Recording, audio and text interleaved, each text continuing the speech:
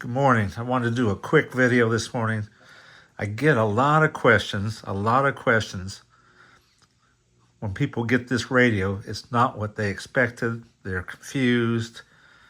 And I kind of just want to talk a little bit about what to expect when you get the Wolf radio. I got both the 20 watt one here and the 100 watt one. Both nice radios.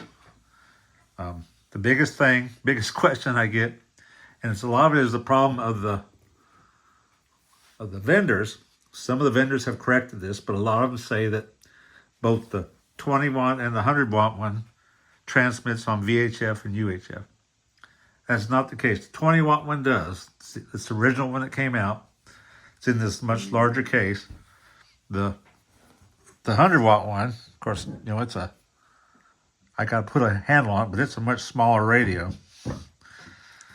And it does not have VHF or UHF transmit in it. So if you're expecting that, don't be disappointed, because it's not going to be there. And a lot of the vendors have updated their ads, but I see a lot of ads out there where they continue to say that it does, and they've kind of just copied over the specs from the other one and modified it to 100 watts, and it's wrong. And so don't be surprised if that happens. You got to just know that before you go buy this thing. The other thing, default settings. I had one guy, he called me, he said, I haven't changed anything. I'm using all the default settings. But you can't trust the default settings. The Chinese aren't really going to update those to make sure they're optimal for you. There's a lot of things that need to be really checked on. And so you have to kind of go through the menus, and there's a lot of menus. You got to learn the stuff. You got all these menus here. You can see these this is on the 20 watt. And there's a hidden menu. If you press and hold F8, then you get the calibration menu. And the calibration menu has a lot of options, but you need to get in here, because let me tell you one thing. The biggest question I get is this parameter is set to, when you get it, to yes. So don't transmit on non-ham frequencies. The problem is, this is a Russian design, a Russian open source radio.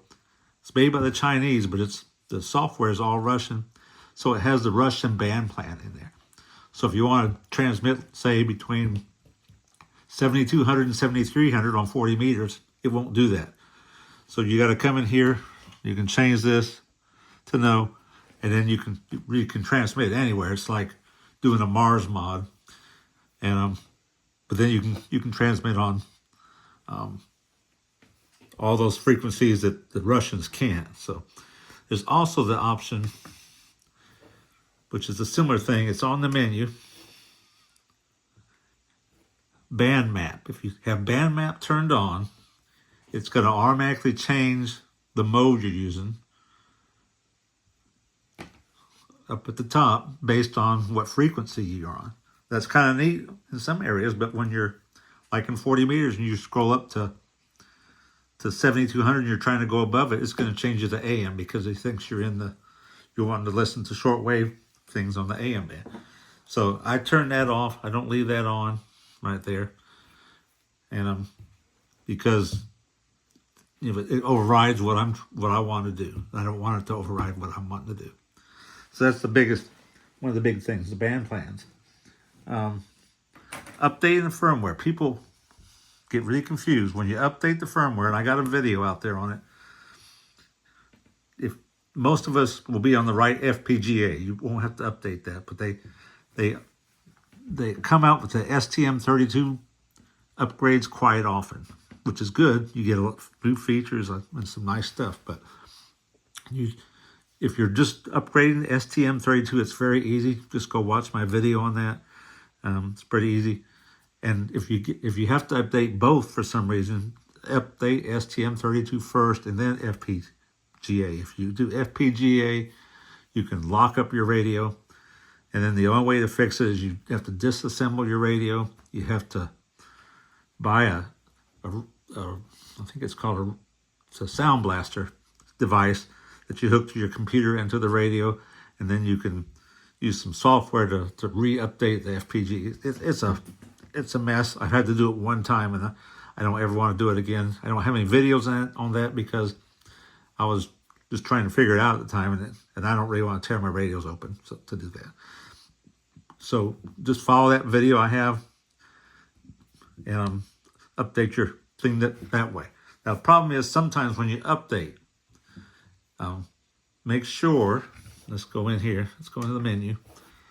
On the SD card menu, they have an export your settings to the SD card. You export all 3 settings and you export all your calibration, because sometimes you lose that and it'll reset everything back to the default settings, and then you lost everything. So export all that after the upgrade. Then you go back into the SD card, and what do? Import everything. You import all those things. And even then, sometimes, let me show you the one parameter that's really gets people. When we went from version 8 to version 9, it reset a couple things. Let me show you. I think it's under calibration.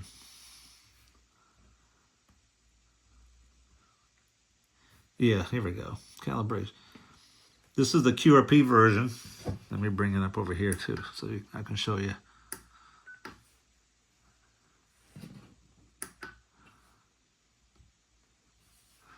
So on the QRP version, it says QRP. On the 100-watt version, it says RU4PN. That's the board that's in there that allows it to transmit on 100 watts. Sometimes when you go from 8 to 9, it'll switch this to QRP. And if it does, your radio just goes dead. Everything works, it's turned on, but you can't receive or transmit. So you got to make sure you go in and you fix that. And because if you don't, your radio is going to be dead. So that's a good one to learn. And then there's a let's see here. There's so many parameters.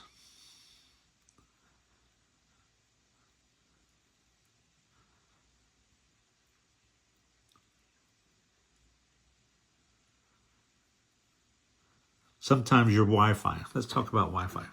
Sometimes when you upgrade, your Wi-Fi no longer works.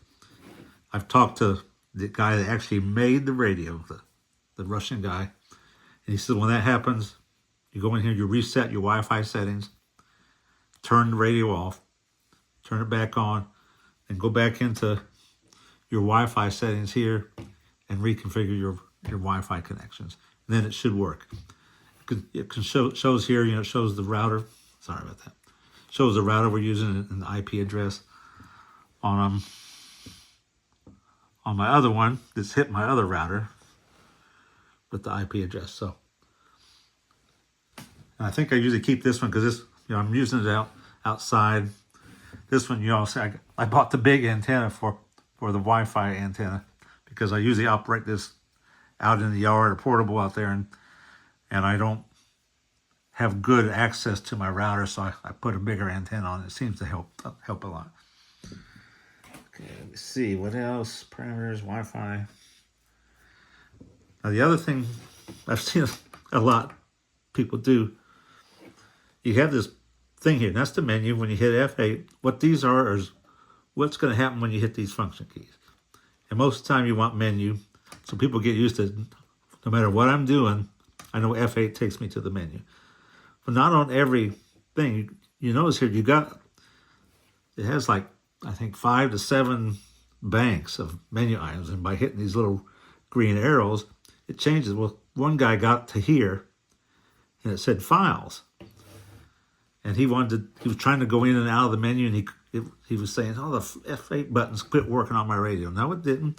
You got it set for files. If you push it, you get what's on the SD card. Now, he didn't have an SD card on his, so he got some error every time he pushed F8. And then there's not a good way out of this, because now you can't get out of this easy, because that button is for files, not for menu. So Well, on my other radio, I've taken I don't have any F8 options that say menu because it's easy to get thrown off by that. Why is this happening? And then you can configure in the screens menu, you can configure what all these different function keys do, and you can adjust it. You can, on mine, I have, let's see, is this it? No.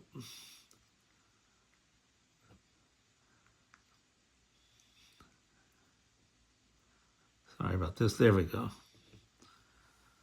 So on this radio, this is like my most used functions. On my other radio, I've got these functions.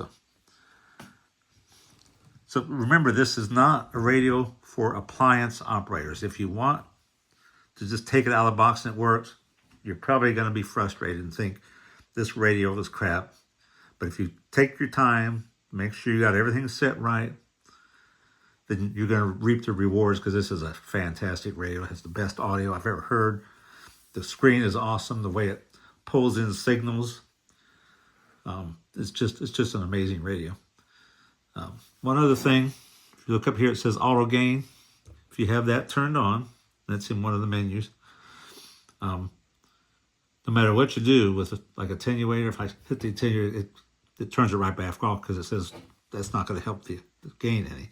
So if you want to just manually mess with the preamp and attenuator and stuff, turn off auto gain, because that's another thing that like, my attenuator's not working. Well, that's because you got auto gain running and things like that. So I think I've covered most of the issues. Let me look back here. I got some notes here. Band plan, updates, and firmware.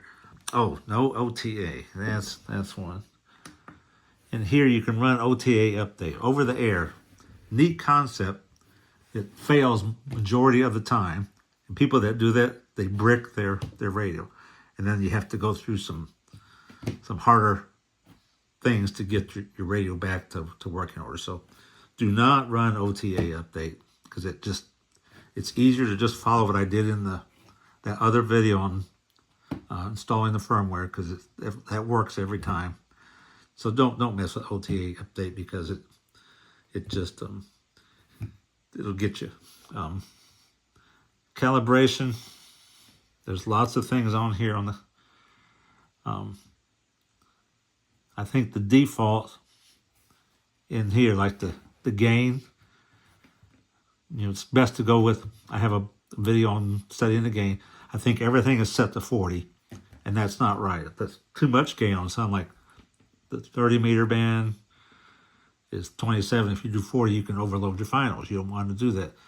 So these gains vary per band, and you have to have a good watt meter, and you have to have a really good dummy load to set these. And I have a video on setting doing the calibration. So go watch that too.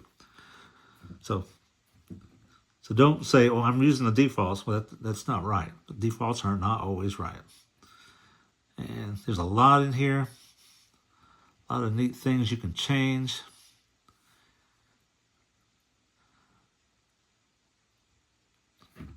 And then there's, the menus. There's a lot of stuff.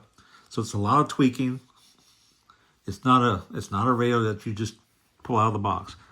Now my FT710, most of the stuff works out of the box.